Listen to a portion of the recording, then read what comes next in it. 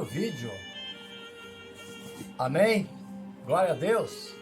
Uma palavra de Deus para o seu casamento. Atenção, amados e amadas. Ouvi a inspiração do Divino Espírito Santo para você. A união conjugal foi um projeto lindo, perfeito, que Deus criou. Ele é Pai, nosso Pai, de todos nós. E vendo o homem que estava só, ele tratou da solidão do homem. Disse mais o Senhor Deus: não é bom que o homem esteja só, falhei uma auxiliadora, que ele seja idônea.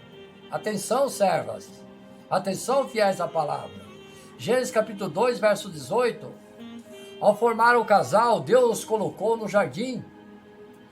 Jardim sinônimo de paz, alegria, tranquilidade, felicidade, amor, união, como nós falamos já lá em cima. O casamento deve ser estabelecido sobre uma rocha, não sobre areia. O lar precisa ser edificado sobre a rocha, que é Jesus. E desceu a chuva, correram as torrentes, sopraram os ventos e bateram com ímpeto contra aquela casa. Contudo não caiu, porque estava fundamentada sobre a rocha. Mateus capítulo 7, verso 25. Vemos que o que faz a diferença entre a casa que caiu e a casa que permaneceu não era a existência ou a ausência de tempestade, mas sim o alicerce daquela casa. Se o Senhor não edifica a casa, em vão trabalham os que edificam. Salmo capítulo 127, verso 1. Mesmo a casa edificada sobre a rocha não está livre das lutas e adversidades da vida. Mas mesmo quando elas vierem, a família deve permanecer firme em oração, pois elas passarão e a casa permanecerá inabalável, pois está edificada sobre a rocha, né? O casamento fracassa e adoece quando é direcionado fora da ordem de Deus, menosprezando a direção dada por Ele. Quando algo não estiver dando certo, é preciso buscar ajuda. É melhor buscar soluções do que conviver com o erro, desentendimento, rixa, desrespeito, ofensa. Importante, o nosso lar deve ser um lugar de descanso, não de contenda, onde os corações angustiados acham refúgio contra os embates da vida, as dificuldades, a solidão, local de calor, amor, ternura, simpatia, compreensão e comunicação afetuosa entre pais e filhos. O lar pode achar-se num palácio ou numa choupana, no pequeno apartamento de uma grande cidade, ou no cume de uma montanha. E você, esposa, não passa de outra mulher. Cunhado, filhos, empregada, irmã, a hora do seu marido lhe deu. O governo da sua casa deve ser temente a Deus, submissa ao nosso marido e só a ele. Aos outros dispensamos respeito, pai, mãe, sogra, filho. Pastor, não mando em sua casa. Nos filhos e empregada, quem manda é só você e o cabeça do casal, seu marido. O papel dado por Deus ao homem vai além do que muitos imaginam. Na verdade, ele é o rei do lar. Além de ser esse o grande provedor que leva alimento para o seio da família e supre suas necessidades básicas, ele é um canal de Deus para a sua família. E como sacerdote, ele tem a função de apresentar a Deus e levá-la a conhecer os princípios bíblicos, proporcionar a comunhão com o Pai e o contato com Ele. O homem que divide as funções domésticas com a mulher não está ajudando. Se homens e mulheres trabalham fora, se ambos contribuem para o orçamento, seus filhos em casa pertencem aos dois, é justo que dividam entre si as tarefas domésticas. Sim, os cuidados e responsabilidade com os filhos. A família é muito importante aos olhos de Deus. Por isso, a sua palavra encontramos conselho para todas as situações dentro do relacionamento familiar. Leia, informe-se, busque a Deus, leia a Bíblia. A solução para os problemas é a direção para cada atitude e decisão que tiver que tomar. Todas as pessoas que casam desejam a felicidade em sua vida conjugal. No mundo, todos esperam que o casamento concretize a expressão vivam felizes para sempre. No entanto, para serem felizes, os casais devem observar 3 princípios básicos. Primeiro, busque sempre a orientação bíblica, o Santo Evangelho. Segundo, submeter-se ao Espírito Santo de Deus, que os capacitará a obedecer os ensinamentos da Bíblia com relação aos seus problemas. 3, adotar a atitude de fazer tudo o que a palavra de Deus diz. A cada um compete essa decisão. A principal característica de uma família controlada pelo Santo Espírito de Deus é a obediência à palavra dele. O Senhor Jesus afirmou: antes bem-aventurados que ouvem a palavra de Deus e observam. Lucas capítulo 11, verso 28. Medite em Salmo 119, verso 1. Vós, mulheres, vós, atenção, servas, submetei-vos ao vosso marido como ao Senhor, porque o marido é o cabeça da mulher, como também Cristo é a cabeça da igreja, sendo ele próprio salvador do corpo. Mas assim como a igreja está sujeita a Cristo, assim também vós, mulheres, sejam em tudo sujeitas ao seu marido. Efésios capítulo 5, verso 22 e 23. Atenção, servas. Atenção, servos que estão no isolamento. O texto sagrado nos sugere que a esposa seja inferior ao marido, ou diferente, ou submissa, mas sim que se encontra sob a autoridade dele, sendo essa a vontade de Deus. A Bíblia ensina que a atitude da esposa com relação ao seu marido deve ser de consideração, respeito, submissão, ajuda.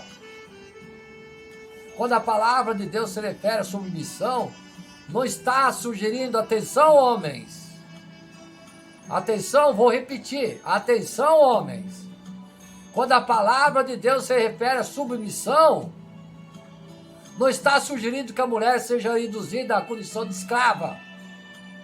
Pelo contrário, a submissão da esposa lhe concede maior liberdade, uma vez que está obedecendo à lei de Deus e seguindo o caminho da justiça. Amém? Em muitos meios cristãos, no entanto, existe uma dúvida. Deve a mulher submeter-se ao marido não crente? Até onde elas devem ser submissas? Existem atualmente muitas mulheres crentes casadas com homens que ainda não aceitaram Jesus como seu Salvador. Portanto, esse tipo de questionamento é muito importante, amados e amadas. Na primeira epístola do apóstolo Pedro, capítulo 3, verso 1 e 2, a palavra de Deus determina o seguinte: semelhantemente vós, mulheres, sede submissas ao vosso marido, para que também, se algum deles não obedeça à palavra, sejam ganhos, sem palavras, pelo procedimento de sua mulher, considerando a vossa vida casta, exemplar, fiel em temor. Não é fácil ser um bom marido, mas se vamos fazer algo, façamos o melhor.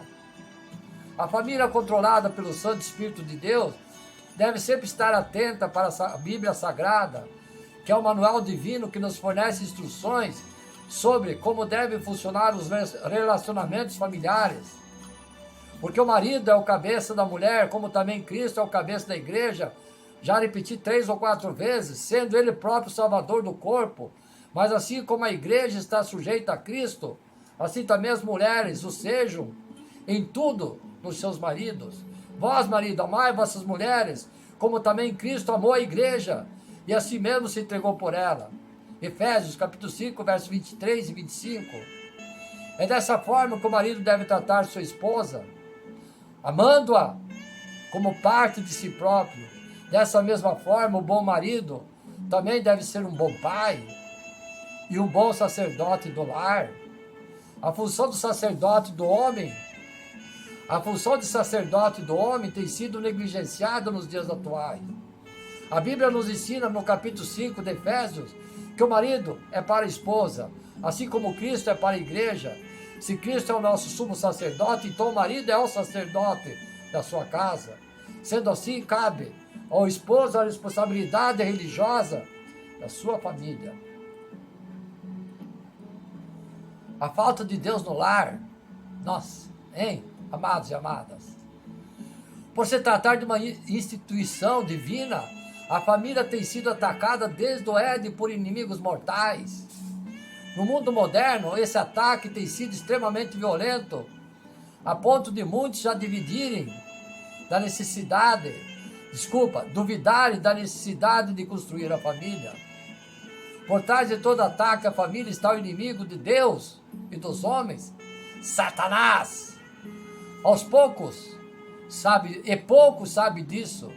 A família cristã, quando verdadeiramente cristão são as que estão em melhores condições espirituais, morais, de reagirem e vencerem os ataques diabólicos contra o lar. Veremos agora alguns dos terríveis inimigos do lar e da família e como combatê-los. Atenção, amados e amadas, a família de Deus é o inimigo número 1 do lar. A falta de Deus é o inimigo número 1 do lar. Ele se revela quando o ambiente em casa é destituído de espiritualidade. Quando Deus está presente no lar, sente-se uma atmosfera diferente, agradável, santa. O pai e a mãe se unem aos filhos para servirem ao Senhor. Deus é o hóspede invisível, mas real, que domina o ambiente da família. Em cada canto de casa pode-se sentir Deus. Há harmonia entre todos, há louvores, há devoção sincera ao Senhor. As coisas de Deus são colocadas em primeiro lugar e o lar é uma continuação da igreja. Por outro lado, quando Deus não está no lar, sente-se que o ambiente é carnal, pesado, cheio de manifestações mundanas, palavreados baixos, galão. Não se louva a Deus, mas a criatura, o homem. Não se ora, não se busca a Deus. A Bíblia, se existir, está escondida, fechada. As músicas são profanas. Não existe harmonia no casal nem nos filhos. Os filhos se revoltam. As coisas materiais estão em primeiro lugar e as espirituais deixadas de lado, junto com a Bíblia fechada. Só se pensa em prazeres materiais, riquezas, dinheiro, diversão e coisas mundanas. A casa é uma continuação do mundo. Atenção, servas que estão no isolamento, essa palavra eu dirijo a você. Só pense em prazeres materiais, riquezas, dinheiro, diversão, coisas mundanas. A casa é uma continuação do mundo, droga, bebida.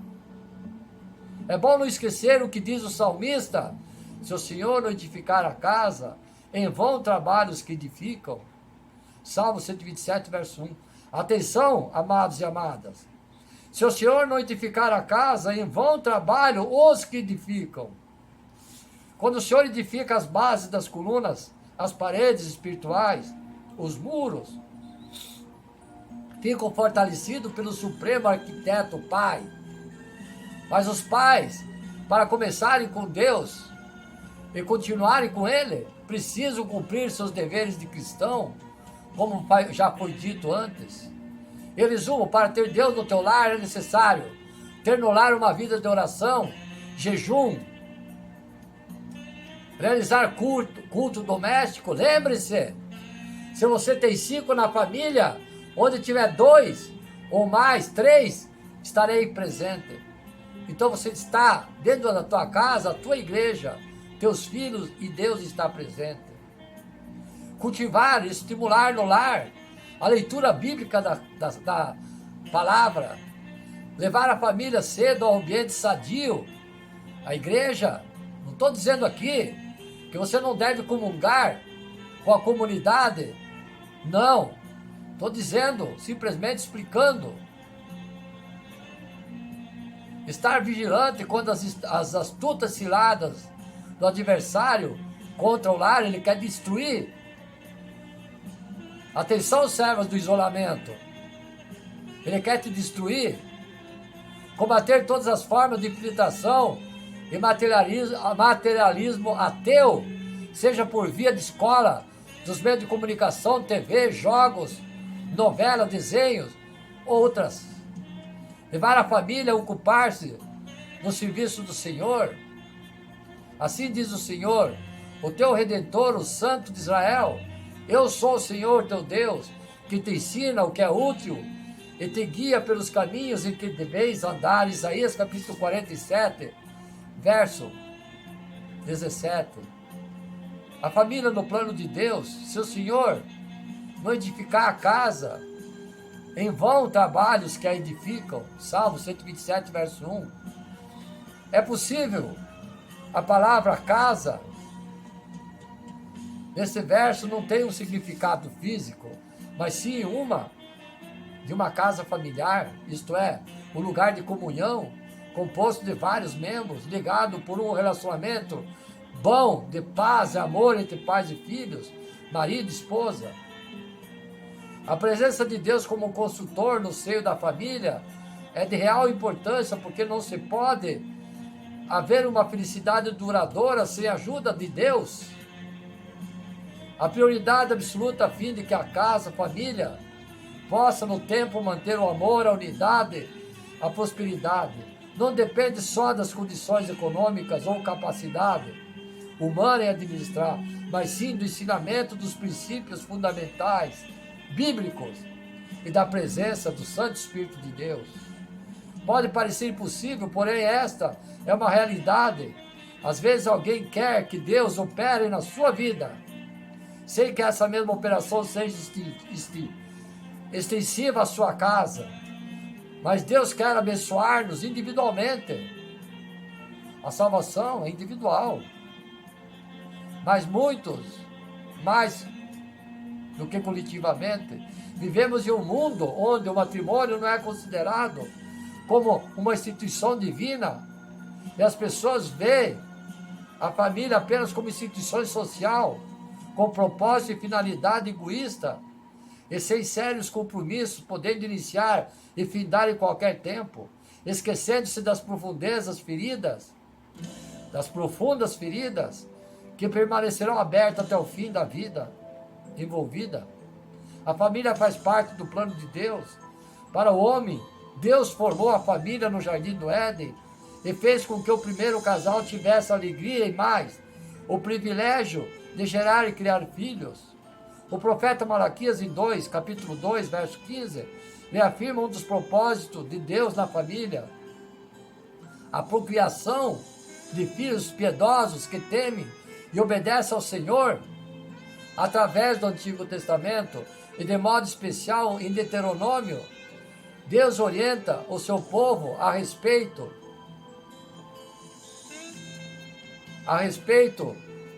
como os pais devem educar, instruir e guiar seus filhos.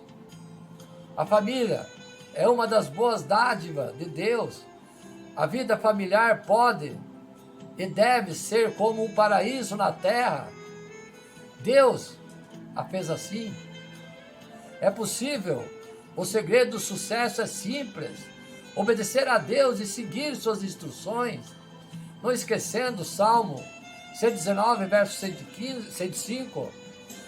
A lâmpada para os meus pés é a tua palavra, a luz para o meu caminho. A família deve viver diariamente momentos de comunhão, proporcionando os seus membros. Primeiro, forma física, através de convivência, dos bons exemplos, é que se desenvolve o corpo, a personalidade e o caráter harmoniosamente. A família, além de se alimentar o corpo, deve alimentar também a alma, a vida espiritual. Segundo, informação, os valores morais e espirituais são passados aos filhos e esses lhes servem para desenvolvimento da vida, valores que são eternos. Terceiro, diálogo. É essencial conversar sobre ideais, sobre os anseios e tristezas, vitórias e alegrias, as experiências do dia a dia, vida escolar, profissional, o que se vê, o que se ouve, tem no lar o melhor ambiente para ser analisado sempre com muito temor a Deus. Quarto, troca de experiência. Não só os filhos devem aprenderem com os pais, mas também os pais com os filhos. As experiências vividas no dia a dia, selecionando e aplicando-as para o bem-estar da família. Quinto, momentos de lazer e recordações. A família precisa gozar junto, diversão, momentos de passeio, descontração, recordações, de passagem familiar que não pode ser esquecido, conservando assim a sua própria história. Sexto, ensino sobre a fé. São momentos de comunhão com Deus, onde Ele é exaltado e o nome de Jesus é proclamado. Cânticos e orações, estudo bíblico em família enriquece a todos. Sabemos que muitas são as barreiras encontradas na família. O corre-corre do dia a dia, filhos abandonando seus próprios destinos, desvalorização da convivência familiar, o egoísmo, a interferência da televisão, desenhos, esse mundo moderno e outros meios de comunicação, o consumismo, a perda dos conceitos divinos estabelecidos para a família. E assim vai.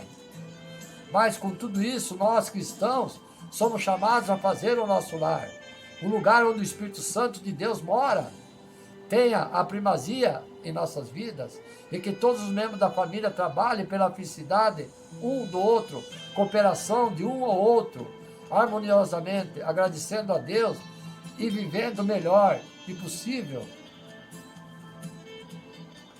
O que é o lar? O lar é a família, é a base do lar. Gênesis capítulo 2, verso 18, disse mais o Senhor Deus, não é bom que o homem esteja só, falei uma ajudadora que lhe seja idônea, já falei lá em cima. 2, o lar é a base da sociedade. Mateus capítulo 5, verso 14, vós sois a luz do mundo, não se pode esconder uma cidade situada sobre um monte. O lar como extensão da igreja, o que significa o vocábulo igreja? Mateus capítulo 16, verso 18, pois também eu te digo, tu és Pedro, e sobre essa pedra edificarei a minha igreja, e as portas do inferno não prevalecerão contra ela. Atos capítulo 9, verso 31, assim, pois a igreja é toda a Judéia, Galiléia, Samaria, tinha paz, sendo edificada e andando no temor de Deus, e pelo auxílio do Espírito Santo se multiplicava. Atos capítulo 13, verso 1, ora, na igreja em Antioquia havia profetas e mestres, a saber, Barnabé, Simeão, chamado Níger, Lúcio de Cirene, Manaém, Colasso de Herodes e Tetrarca, e Saulo. Atos capítulo 20, verso 20, como não me esquivei de vós anunciar coisa alguma útil que seja, ensinando-vos publicamente e de casa em casa, testificando tanto a judeus como a gregos o arrependimento para Deus e a fé nosso Senhor Jesus Cristo. 1 Coríntios capítulo 1, verso 2, a igreja de Deus está em Coríntios. Ao santificarmos em Cristo Jesus, chamados para serem santos, com todos os que em todo lugar invocam o nome de nosso Senhor Jesus, deles e nosso. 1 Coríntios capítulo 12, verso 28, e uns pôs Deus na igreja, primeiramente apóstolos, em segundo lugar profetas, em terceiro mestres, depois operadores de milagres, depois dons de curar, socorros, governos, variedade de línguas. Hebreus capítulo 12, verso 23, a universal assembleia de primogênitos inscritos no céu, e a Deus, o juiz de todos os espíritos dos justos aperfeiçoados. Segundo, o lar, a extensão da igreja, Atos capítulo 12, verso 12, depois de assim repetir, foi a casa de mãe, foi a casa de Maria, mãe de João, que tem por sobrenome Marcos, onde muitas pessoas estavam reunidas e oravam. Romanos capítulo 116, verso 5, saudai também a igreja que está na casa deles. Ouviram? Saudai Epeneto, meu amado, que é a primícia da Ásia para Cristo. Viram, amados e amadas, que eu falei, se existe 5 na família, onde tiver 3, ele disse: saudai também a igreja que está na casa deles. Sua casa é a igreja. Amém? Efésios capítulo 5, verso 22. Vós, mulheres, já falei lá em cima, vou repetir. Submetei-vos ao vosso marido, assim como o Senhor, porque o marido é a cabeça da mulher, como também Cristo é a cabeça da igreja, sendo ele próprio o salvador do corpo. Mas assim como a igreja está sujeita a Cristo, assim também as mulheres, ou seja, em tudo, a seus maridos. Vós, maridos, amai vossas mulheres, como também Cristo amou a igreja, e assim mesmo se entregou por ela, a fim de a santificar, tendo-a purificado com a lavagem da água pela palavra, para representar a si mesma a igreja gloriosa, sem mácula, nem ruga, nem qualquer coisa semelhante, mas santa e irrepreensível. Assim devem os maridos amar as suas próprias mulheres, como seus próprios corpos. Quem ama sua mulher, ama-se a si mesmo, pois nunca ninguém aborreceu a sua própria carne, antes a nutre e preza, como também Cristo a igreja, porque somos membros de seu corpo. Por isso deixará o homem, ou seu pai, sua mãe, se unirá à sua mulher, e serão dois em uma só carne. Grande é esse mistério, mas eu falo aqui em referência a Cristo e a igreja. Todavia também vós, cada um por si, assim ame a sua própria mulher como a si mesmo, e a mulher referencie o seu marido.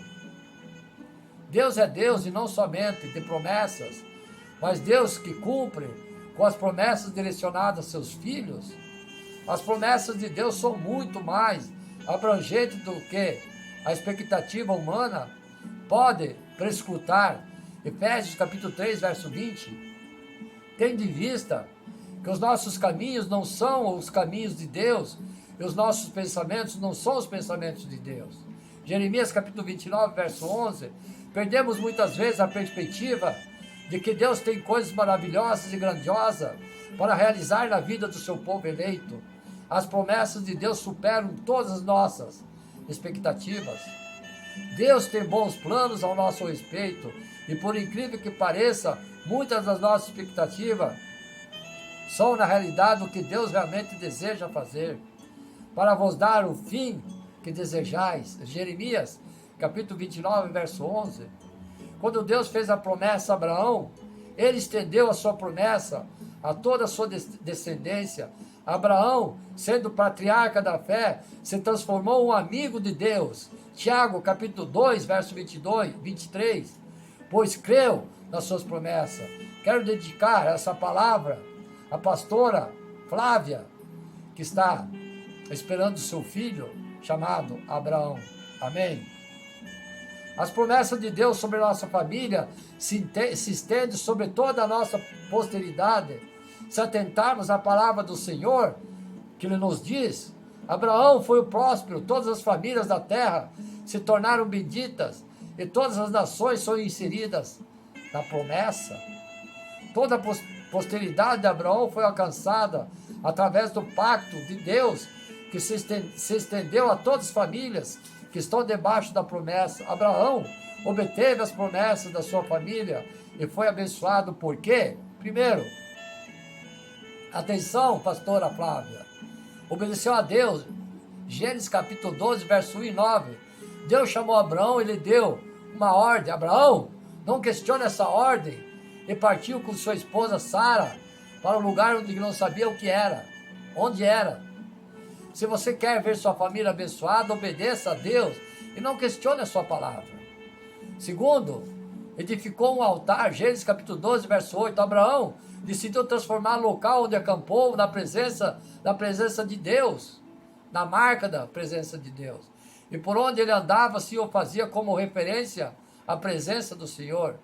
Ali ele invocou o nome do Senhor, isso é, chamou pela sua presença e direção. Se você quer ver seu casamento, seus filhos, sua família no altar do Senhor, amados e amadas, você precisa erigir um altar no seu lar, isso é, dedicar sua casa, sua vida ao Senhor. Todos os lugares que eram dedicados ao Senhor se transformavam em casa. Casa de Deus, dedique o seu lar ao Senhor e que sua casa se transforme a casa de Deus. Ele se manifestará com o poder e com graça, abençoando sua família e sua posteridade. Terceiro, andou na direção de Deus. Gênesis capítulo 12, verso 9. Abraão ia se deslocando pouco a pouco e acampando em determinados locais para descansar. Ele saiu de Harã, passou para Siquém, por Siquém, aí, mas não parou em nenhum desses lugares. Seu alvo era a região no Negueb. O Negueb era uma das regiões mais prósperas e férteis dessa região. Deus o estava guiando para um lugar melhor e Abraão aceitou o direcionamento de Deus. Sua rota seguia sempre em direção a Negueb, as torrentes de Negueb. Salmos capítulo 126, verso 4. Era o que restaurava as plantações e fertilizava a terra. Havia muitas abundâncias de água nessa região. Se você quer ser abençoado por Deus, siga na direção dele, amado e amada. Não se contenta com Harã, não pare em Siquém, não sonhe com Ai. Deus tem um Canaã para você e sua posteridade e sua família. Deus tem algo maior para você e sua família. Creia nas promessas de Deus, mas em nome de Jesus seja íntimo de Deus. Tiago capítulo 2, verso 23. Obedeça a Deus incondicionalmente. Edifique um altar ao Senhor na sua casa e que sua casa se transforme a casa de Deus e siga na direção de Deus. E você verá o cumprimento das promessas de Deus sobre a sua vida e a vida da sua família. Então, amados e amadas, temos que, na palavra do Senhor, eu finalizo aqui essas palavras dirigidas a vocês, para que essa palavra deva ter atingido a memória de vocês, para que usem essa palavra para iluminar as trevas sobre a vida do casal, sobre cultivar o amor, a paz, a alegria, na fé do Senhor. Quero aqui fazer uma oração para aqueles que estão nesse momento auscultando, vendo essa palavra, que o sangue de Jesus derramado na cruz lave corpo, alma e espírito de todos que aqui estão nesse momento, e repreenda todo o mal que está sob o jugo, o seu jugo. Expulse o demônio para as prisões do inferno com o sopro do divino Espírito Santo de Deus. Que caia por terra toda a maldade, que caia por terra os possuídos pelo adversário. Peço também nesse momento que tire a depressão, o estresse, a má convivência, a maledicência do psíquico de cada ser humano, cada fiel cristão, e põe no seu coração paz, alegria de viver, ânimo, otimismo, fé, coragem, força, em nome do Senhor Jesus. Glória à divindade do Pai, glória à divindade do Filho e do Espírito Santo de Deus. Amém. Meu ósculo santo, saúdo-vos em nome de Jesus. Amém.